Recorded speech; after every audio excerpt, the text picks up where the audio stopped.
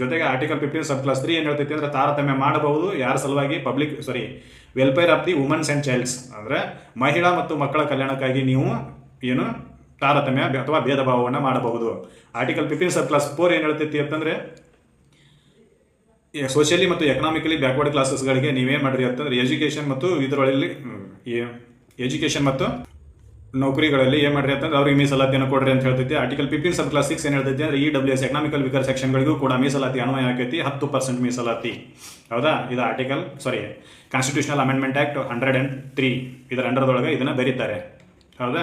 ಇದಿಷ್ಟರ ಬಗ್ಗೆ ಮಾಹಿತಿನ ತಿಳ್ಕೊಂಡ್ರೆ ಇನ್ನು ಎವಲ್ಯೂಷನ್ ಆಫ್ ಆರ್ಟಿಕಲ್ 15 ಏನಾಕೈತಿ ಅಂತಂದ್ರೆ ಜಜ್ಮೆಂಟ್ಗಳು ಬರ್ತವೆ. ಜಜ್ಮೆಂಟ್ಗಳು ಇದರ ಅರ್ಥವನ್ನು ವಿಸ್ತಾರ ಮಾಡ್ಕೊತ ಹೋಗ್ತವೆ. ಅವು ಯಾವ್ಯಾವ ಜಜ್ಮೆಂಟ್ಗಳು ಅನ್ನೋದನ್ನು ಒಂದು ಸ್ವಲ್ಪ ನೋಡೋಣ. ಯಾಕಂತಂದ್ರೆ ಪ್ರತಿ ಎಕ್ಸಾಮ್ನೊಳಗೆ ಏನು ಮಾಡಕತ್ತಾರು ಅಂತಂದ್ರೆ ಈ ಜಜ್ಮೆಂಟ್ಗಳ ಬಗ್ಗೆ ಭಾಳ ಕೇಳಕತ್ತಾರೆ. ಜೊತೆಗೆ KS ಅದವರಿಗೆ ಮೇನ್ಸ್ಗೆ ಬರೆಯೋಕೆ ಅನುಕೂಲ ಆಗಲಿ ಅಂತೇಳಿ ಅದರ ಡಿಸ್ಕಷನ್ ಮಾಡಬೇಕಷ್ಟೇ. ಮೊದಲನೇ ಪ್ರಕರಣ ಯಾವುದಪ್ಪ ಅಂತಂದ್ರೆ ಸ್ಟೇಟ್ ಆಫ್ ಮದ್ರಾಸ್ ವರ್ಸಸ್ ಚಂಪಕಂ ದೊರೈರಾಜನ್ ಅಂತೇಳಿ ಇದೊಂದು ಕೇಸ್